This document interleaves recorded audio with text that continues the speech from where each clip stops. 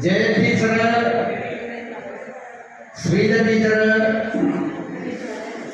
ശശിക, ഞാൻ ഞങ്ങളുടെ സ്കിറ്റ് അതിന്റെ അംഗങ്ങൾ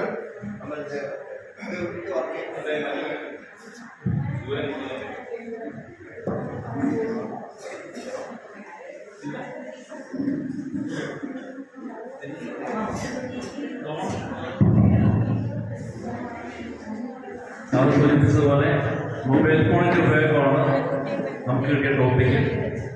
അപ്പോൾ ആദ്യം രംഗം 1 ക്ലാസ് റൂം.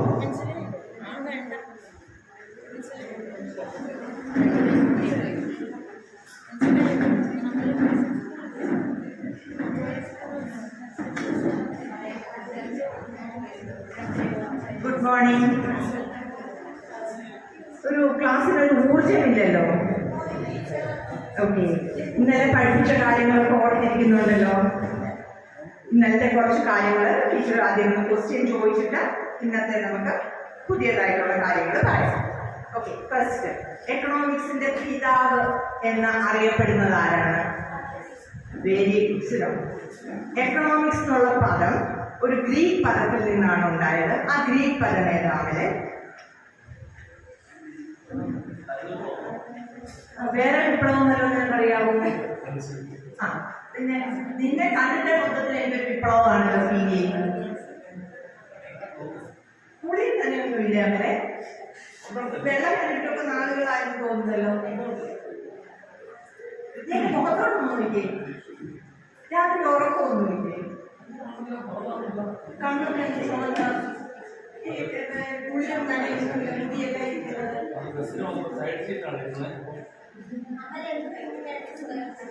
മൊബൈൽ പോലെ എന്തെങ്കിലും ഉണ്ടോ നിന്റെ കയ്യിൽ? കള്ളം പറയുന്നുണ്ടോ? ഞാൻ വീട്ടിൽ നിന്ന് വിളിപ്പിക്കും. മൊബൈലില്ല. പിന്നെന്താ രാത്രി വരെ മോഷണത്തിന് വല്ലതും പോകുന്നുണ്ടോ? അതിന്റെ ഇപ്പൊ ഈ പല പല വിപ്ലവങ്ങൾ പറഞ്ഞു അല്ലേ? അതിക്കട്ടെ, വളരെ വിടണം. പരീക്ഷയ്ക്ക് നല്ല മാർക്കും.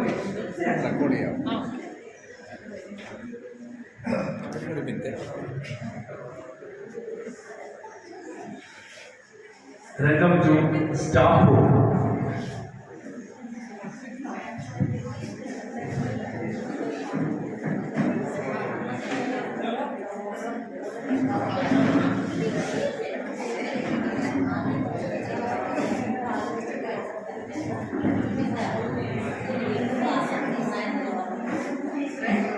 ഇന്ന് ഹ്യൂമാനിറ്റീസ് ക്ലാസ് പോയായിരുന്നു. ഞാനവിടെ ഉണ്ടായിരുന്നു. അവരെന്താണെന്ന് എനിക്കറിയില്ല. ക്ലാസ്സിലൊക്കെ ശ്രദ്ധയില്ല. നമ്മൾ പറയുന്ന കാര്യത്തോടെ യാതൊരു ശ്രദ്ധവുമില്ല. അവരുടെ ഇരിക്കുന്നില്ല ടീച്ചറെ. നമ്മൾ പറയുന്നതൊക്കെ അവര് എവിടെ കൊണ്ടാണ് കേൾക്കുന്നതെന്ന് എനിക്കറിയില്ല.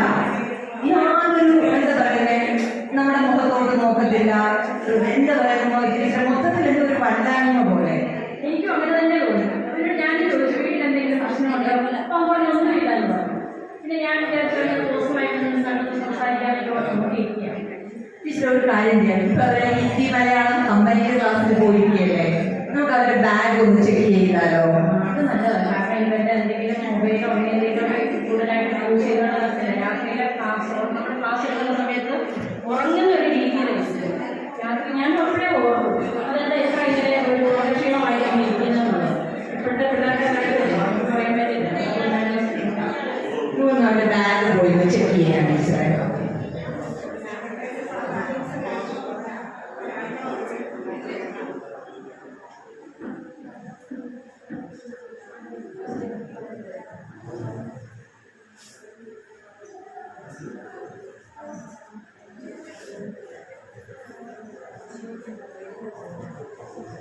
കൈയിടാൻ തന്നെ നമുക്ക് പേടിയാണ്. ഇതൊക്കെയാണ് ഇതിനകത്തുള്ളത്.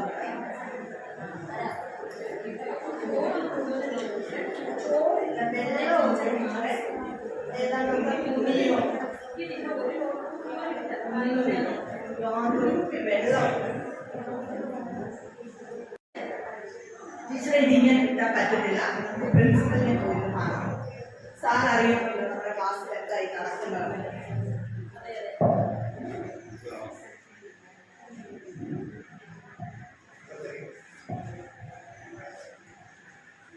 അടുത്തത് 3.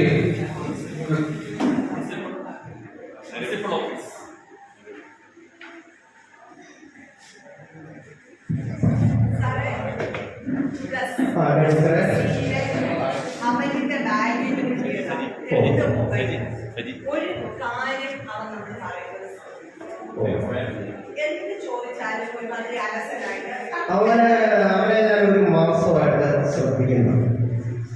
അവന് പഠിത്തത്തിലൊക്കെ വളരെ പുറകോട്ടാണ്.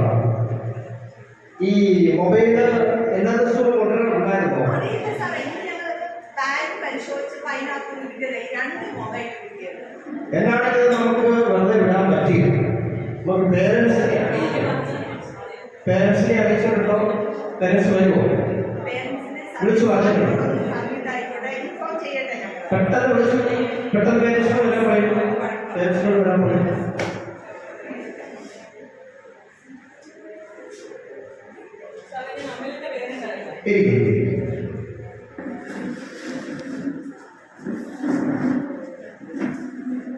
വീട്ടില് എന്താണ് വിശേഷമൊക്കെ? ക്ലാസ് ടീച്ചറെ വിളിച്ചായിരുന്നോ? ഓക്കെ. കാര്യം എന്താണെന്ന് വെച്ചാൽ നമുക്കറിയാം, അഡ്മിഷൻ സമയത്തൊക്കെ നല്ല കുട്ടിയായിരുന്നെന്ന് ഞാൻ പറഞ്ഞിട്ടുണ്ടായിരുന്നു. അന്ന് എൻ്റെ മാർക്കൊക്കെ വെച്ച് നല്ല രീതിയിലുള്ള ഒരു പ്രകടനമാണ് കാഴ്ചവെച്ചുകൊണ്ടിരുന്നത്. പക്ഷേ ഒരു മാസമായിട്ട് ഞങ്ങളിതിനെ ശ്രദ്ധിക്കുന്നുണ്ടായിരുന്നു. ഞാൻ ബിന്ദു ടീച്ചറും ടീച്ചറും ഒക്കെ കൂടെ ബാഗ് പരിശോധിച്ചപ്പോൾ 2 മൊബൈൽ ഫോണാണ് കാണുന്നത്.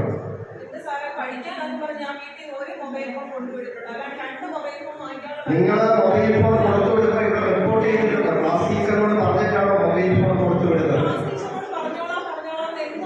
പക്ഷേ ഞാൻ പറഞ്ഞിരിക്കുന്നത് മൊബൈൽ കൊടുത്തു വിട്ടിട്ടുണ്ടെങ്കിൽ ആ മൊബൈൽ ഫോൺ എന്റെ മേശയിൽ വെക്കണം. അങ്ങനെയുള്ളവർക്ക് മാത്രമേ നമ്മൾ അനുഭവം കൊടുക്കൂ. കാരണം എന്താണെന്ന് വെച്ചാൽ 4 മണിയാകുമ്പോൾ ആ മൊബൈൽ ഫോൺ പേരൻസിനെ ചിലപ്പോൾ വിളിക്കണമായിരിക്കും. നിങ്ങൾക്ക് ചിലപ്പോൾ പെട്ടെന്ന് വിളിക്കണമെങ്കിൽ അതുകൊണ്ട് ഓഫീസിൽ കൊടുത്ത മൊബൈൽ ഫോൺ വെക്കാനാണ് ഞാൻ പറഞ്ഞിരിക്കുന്നത്. ഇതിപ്പോ 2 മൊബൈൽ ഫോൺ എവിടെ വായിക്കുന്നു അറിയില്ല. അത് നമുക്ക് അംഗീകരിക്കാനായിട്ട് പറ്റില്ല. ടീച്ചറെ അവരെ വിളിച്ച്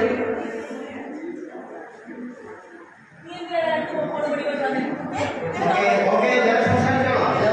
നിങ്ങളുടെ വിഷമം ഞാൻ മനസ്സിലാക്കുന്നു. ഒരു പേരന്റ് എന്നുള്ള രീതിയിൽ നിങ്ങളുടെ വിഷമം ഞാൻ മനസ്സിലാക്കുന്നു. നിങ്ങൾ എന്തെങ്കിലും കഷ്ടപ്പെട്ടാണോ ഇവരെ ഇങ്ങോട്ട് പറഞ്ഞിരിക്കുന്നത്?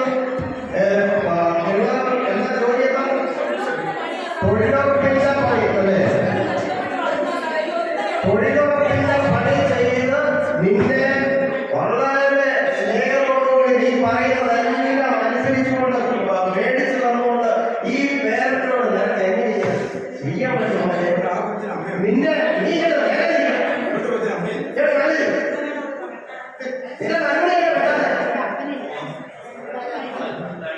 നിന്നോട് ഞാൻ കഴിഞ്ഞാലും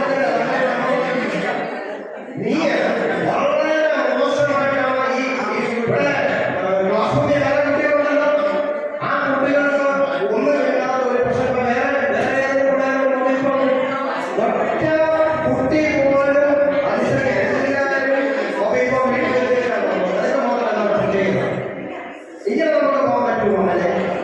അമ്മയുടെ കാര്യങ്ങളോ ഇതുപോലെ എന്തായാലും കഷ്ടപ്പെട്ട് നിന്നെ ഇങ്ങോട്ട് സ്കൂളിലോട്ട് വിട്ടിട്ട് ആ അമ്മയുടെ ദുഃഖം നീ കാണോ?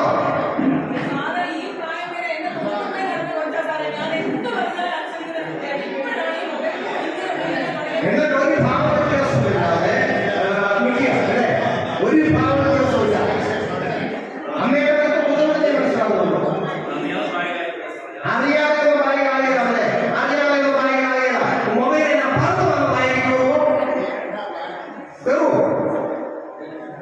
അറിയില്ല. എന്ത് ചെയ്യാനാണ് ഇങ്ങനെ കുട്ടികൾ തുടങ്ങിക്കഴിഞ്ഞാൽ എന്ത് ചെയ്യും? ഒരു കാര്യം ചെയ്യാം.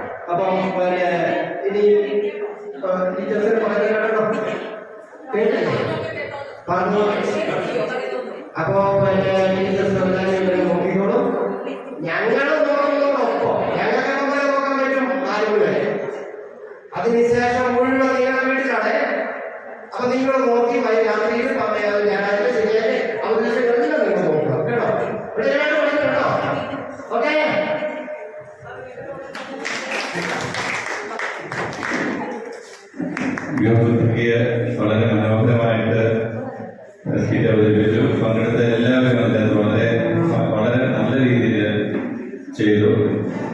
അപ്പോൾ തീർച്ചയായിട്ടും ദൈവാനുഭവങ്ങൾ. അതോടൊപ്പം നമ്മൾ അദ്ദേഹം